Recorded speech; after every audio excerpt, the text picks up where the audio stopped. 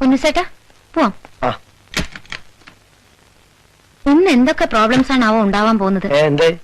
Factory ചെന്നിട്ട് ഞാൻ എന്ത് ചെയ്യാനാ പൊന്നുസേട്ടാ? ആകെ ഒരു ടെൻഷനാ. ആ സ്ഥിരപ്പെടുത്താത്തവന്റെ പേരെന്താ? എന്താ? പാത്രസാരഥിയോ? പാത്രസാരഥിയല്ല, പാർത്ഥസാരഥി. എന്നെ കണ്ടാവും ബഹളം ഉണ്ടാക്കും. അവനെ ഞാൻ നോക്കിക്കോളാം. നിക്കുമോളെ, മോള് കുറച്ചങ്ങനെ നീങ്ങുന്നേ. എവിടേക്കാ? നിങ്ങൾ എങ്ങോട്ടാ? ഞങ്ങള് തീരുമാനിച്ചില്ല. നിങ്ങൾ എവിടേക്കാണ് തീരുമാനിച്ച അവിടേക്ക് തന്നെ ഞാനും. മോളെ കുറച്ചങ്ങനെ നീങ്ങിയിരുന്നേ. എടോ വണ്ടിയുടെ ഉള്ളു തുടച്ചിട്ടുണ്ടോ? ഇല്ല. അയ്യേ, ഷർട്ട് മുഴുവൻ ചീത്തയാവും. കൈ ടവല് വിരിച്ചിരുന്നു. നല്ലോണം കാണത്തക്ക രീതിക്ക് വിരിക്കട്ടോ. മക്കളെ ഇച്ചിരി അങ്ങോട്ട് നീങ്ങിയിരുന്നേ, അമ്മാവനോട്ട് ഇരിക്കട്ടെ. ശാന്ത, നീ ഇതിൽ കയറണ്ട. ഞാൻ വന്നാൽ എങ്ങനെയാ ഇവിടുത്തെ കാര്യങ്ങളൊക്കെ ആര് നോക്കും? എടോ ഡ്രൈവറെ, വണ്ടി സൂക്ഷിച്ചോടിക്കണം. വീരമൊക്കെ എന്തെങ്കിലും ബുദ്ധിമുട്ട് വന്നാലുണ്ടല്ലോ.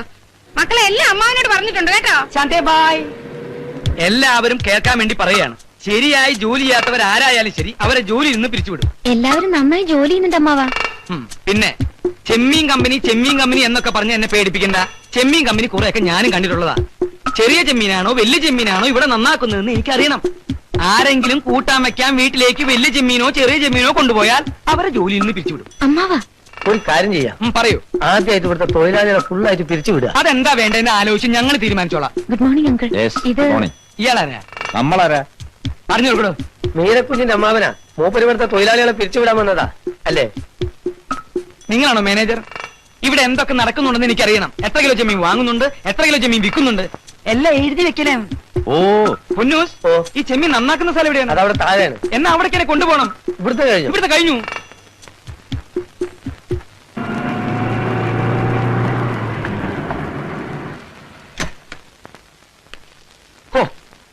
ഇപ്പോഴെങ്കിലും ഞാൻ വന്നത് നന്നായി. ഉത്തരവാദപ്പെട്ട ഒരാളില്ലാത്തതിന്റെ കുറവ് കമ്പനിയിൽ അടിമുടി കാണുന്നുണ്ട്. ഇവനൊക്കെ എന്ത് നഷ്ടപ്പെടാൻ? കാട്ടിലെ മരം തേവരടാന വലിയടാ വലി.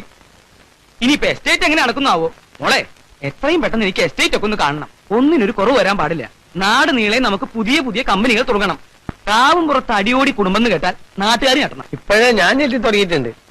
ബുദ്ധിയില്ലാത്ത പല കഴുതകളെയും നമുക്ക് ജോലിന് പിരിച്ചു വേണ്ടതായി വരും. ഇത്ര പെട്ടെന്ന് ഇങ്ങ് തിരിച്ചു പോന്നു. അവിടെ നിന്ന് കാര്യങ്ങളൊക്കെ നേരാമണ്ണം നോക്കി നടത്തിട്ട് പോന്നാ പോരായിരുന്നോ? കുഴപ്പമൊന്നുമില്ല, ഞാൻ അവർക്ക് നിർദ്ദേശം കൊടുത്തിട്ടുണ്ട്.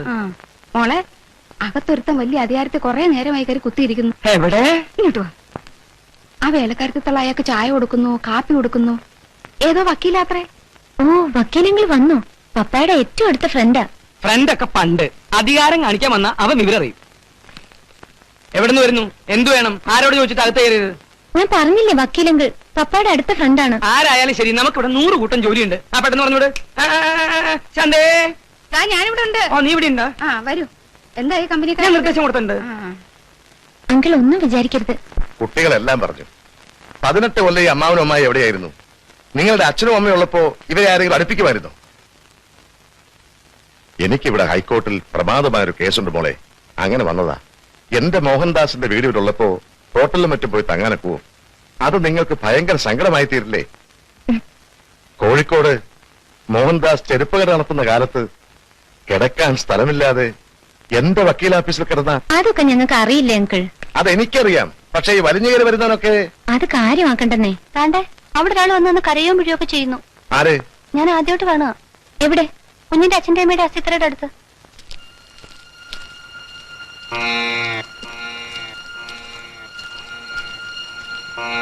ഇവിടെ ആരും കാണാനില്ലല്ലോ. ഇവിടെ ഉണ്ടായിരുന്നു, ഞാൻ കണ്ടതാ.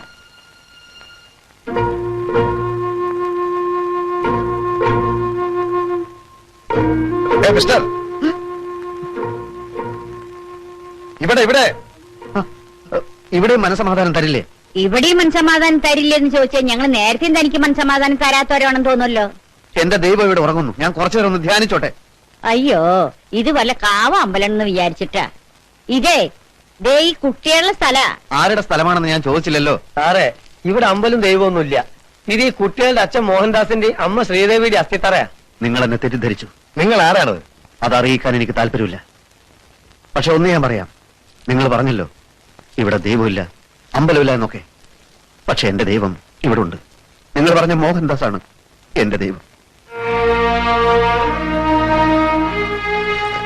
നിങ്ങൾ എന്റെ ഏകാഗ്രത നശിപ്പിച്ചു. ഞങ്ങളുടെ ഡാഡി നിങ്ങളുടെ ദൈവമാണെന്ന് പറഞ്ഞു. പക്ഷെ നിങ്ങൾ ആരാണെന്ന് പറയാത്ത എന്താ? പറഞ്ഞാലും നിങ്ങൾക്കാർക്കും മനസ്സിലാവുകയില്ല. അദ്ദേഹം ആക്സിഡന്റിൽപ്പെട്ട് ഈ ലോകത്തോട് യാത്ര പറയുമ്പോ ഞാൻ ഒമാനിലെ ഇബ്രി എന്ന് പറയുന്ന സ്ഥലത്തായിരുന്നു. ആ നിമിഷം അവിടെ നിങ്ങോട്ട് പറക്കാൻ ഞാൻ കൊതിച്ചു. പക്ഷെ ചിറകറ്റ പറവയ്ക്ക് പറക്കാൻ എങ്ങനെയാവും? എയർ ഇന്ത്യ സമരം. ഓട്ടെ, വരിക, നമസ്കരിക്കുക, പോവുക, അത്രേ ഉദ്ദേശിച്ചുള്ളൂ. നിങ്ങൾ ആരാണെന്ന് പറഞ്ഞിട്ട് പോകൂ. മോഹൻദാസുമായി എന്താണ് ബന്ധം? എന്തിന് ഞാനത് നിങ്ങളോട് പറയണം? നിങ്ങളുടെ പേരെങ്കിലും ഒന്ന് പറഞ്ഞിട്ട് പോകൂ. എന്തിന്? ഒരാകാംക്ഷ, അത്രമാത്രം. ഒരു പേരിൽ എന്തിരിക്കുന്നു? എങ്കിലും പറയാം.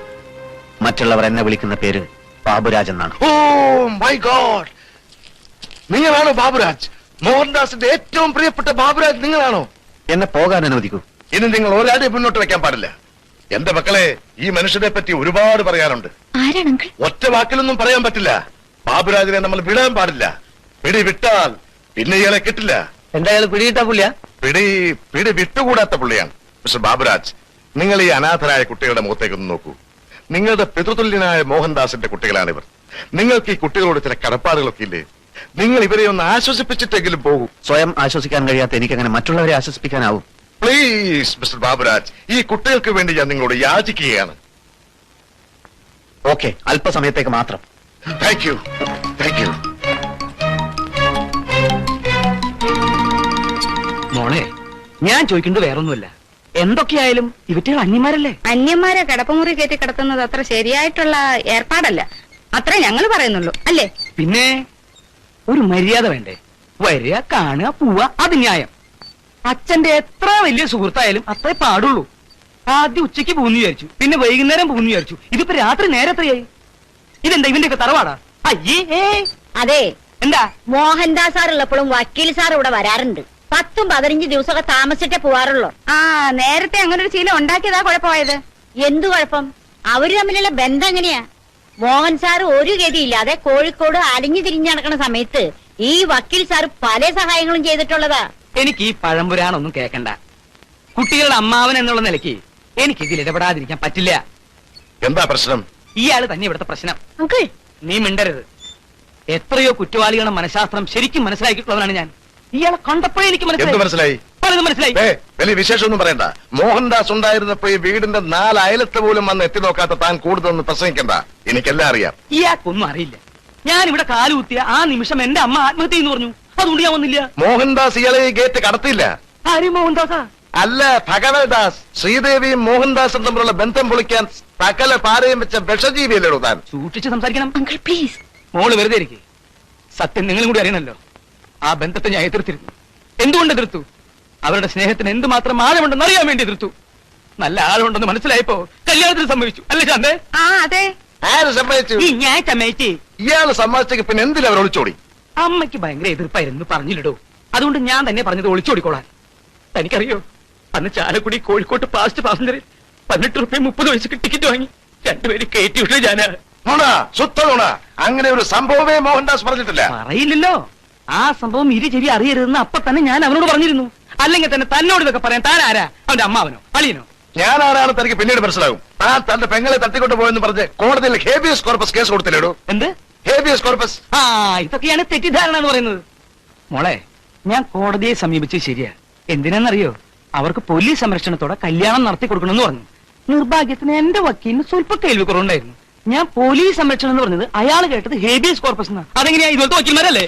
ഇതൊക്കെ വിശ്വസിക്കാൻ കാതിലിപ്പൂ വെച്ച് കളിക്കവളയുന്ന ആള് വരും. പോലീസ് സംരക്ഷണം ഹേബിയസ് കോർപ്പസ് ആയത്രേ. ഓഹോ, ഇങ്ങനെ കല്ല് വെച്ചതെന്ന് പറയുന്ന ഒരു പോലീസുകാരനെ ഞാൻ ആദ്യമായിട്ട് കാണുക. നോണ പറച്ചിലല്ലേ തന്റെ തൊഴിൽ തന്നെ. അതുകൊണ്ട് ഏത് സത്യവും തനിക്ക് നോണയായിട്ട് തോന്നും. മോഹൻദാസിനെ താൻ ഗുണ്ടകളെ വിട്ട് തല്ലിച്ചതോ? തല്ലിച്ചതോ? ആ, ആ, ഈ പറഞ്ഞ ഒരേ ഒരു കാര്യമാണ് താൻ ഇത്രയും പറഞ്ഞതിൽ ആകെയുള്ള സത്യം. കേട്ടോ കേട്ടോ, മോഹൻദാസിനെ ഇയാൾ ഗുണ്ടകളെ അയച്ച് തല്ലിച്ചതച്ചു. നിക്ക് നിക്ക് നിക്ക് നിക്ക്. തല്ലിച്ചതിന്റെ സാഹചര്യം കൂടി കേക്ക്. തന്റെ ഭർത്താവ് ധീരനും ആണത്തുള്ളവനായിരിക്കണമെന്ന് ഏത് സ്ത്രീയും ആഗ്രഹിക്കും, ഇല്ലേ? ആഗ്രഹിക്കും. അല്ലെങ്കിൽ ആ ദാമ്പത്യ ബന്ധം തകരും. തകരും. ഞാൻ ഗുണ്ടകളെ അയച്ചു. മോഹൻദാസിനെ തല്ലാനല്ല, തല്ലുന്നതായിട്ട് അഭിനയിക്കാൻ. ശ്രീദേവി കാണുന്നത് എന്താ? മോഹൻദാസ് നെഞ്ചൂക്കുള്ള 5 തടിയന്മാരെ ഒറ്റയ്ക്കിടിക്കുന്നതാ. ആ ഒറ്റ സംഭവത്തിൽ ആ ദാമ്പത്യ ബന്ധത്തിന് കെട്ടുറപ്പുണ്ടായത്. ഇപ്പൊ തനിക്ക് വിശ്വാസം ഇല്ലേ? ഇതൊക്കെ ആരെങ്കിലും വിശ്വസിക്കോടൂ? താൻ വിശ്വസിക്കണ്ട. എത്രയും പെട്ടെന്ന് ഇവിടുന്ന് ഇറങ്ങി തന്നാ മതി. വക്കീലങ്ങളിനെ ഇവിടുന്ന് ഇറക്കി വിടാനോ? ശരി, ഇയാള് നാളെ പോയിക്കോട്ടെ. മറ്റവനാരാ? അവനെ ഈ നിമിഷം ഇവിടുന്ന് ഇറക്കി വിടണം. അവനൊരു കള്ള തിരുമാലിയാണെന്ന് എനിക്ക് അവനെ കണ്ടപ്പോഴേ മനസ്സിലായി. അവനെ പറഞ്ഞയക്കുന്നോ അതോ ഞാൻ അവനെ കയറ്റി പിടിച്ച് വെളി തള്ളണോ? തള്ളിക്കോ, പക്ഷേ അതിന്റെ പ്രത്യാഘാതങ്ങൾ കടുത്തതായിരിക്കും. അവൻ ആരാ? ഈ വീടുമായിട്ട് അവൻ എന്താ ബന്ധം? ഒരു ബന്ധമില്ല. എന്നെ ചൊല്ലി ആരും വഴക്കടിക്കണ്ട. ഞാൻ പോവുകയാണ്. മിസ്റ്റർ ബാബുരാജ്, എന്താണിത്? എന്നെ നിങ്ങൾ അതിഥിയായി ക്ഷണിച്ചിരുത്തി ഇപ്പോൾ അന്യനാക്കി അപമാനിക്കാൻ നോക്കുന്നു. ഞാൻ എന്നും അന്യനായിരുന്നു. അനാഥ മന്ദിരത്തിന്റെ ഏകാന്ത വരാന്തകളിൽ, തവളകളെ കീറിമുറിക്കുന്ന ബയോളജി ലാബുകളിൽ, എന്നും എവിടെയും അന്യൻ. മോഹൻദാസ് സാർ എനിക്ക് സ്നേഹം തന്നു. അദ്ദേഹത്തിന്റെ സ്വന്തക്കാർ ഇപ്പോൾ എനിക്ക് വിദ്വേഷം തരുന്നു. ഞാൻ പോകുന്നതാണ് നല്ലത്. നിൽക്കൂ മിസ്റ്റർ ബാബുരാജ്. മിസ്റ്റർ ബാബുരാജിന്റെ മനസ്സ് നൊന്താൽ ദാ അവിടെ നിന്ന് മോഹൻദാസിന്റെ ആത്മാവത് കാണും, ഞെട്ടും.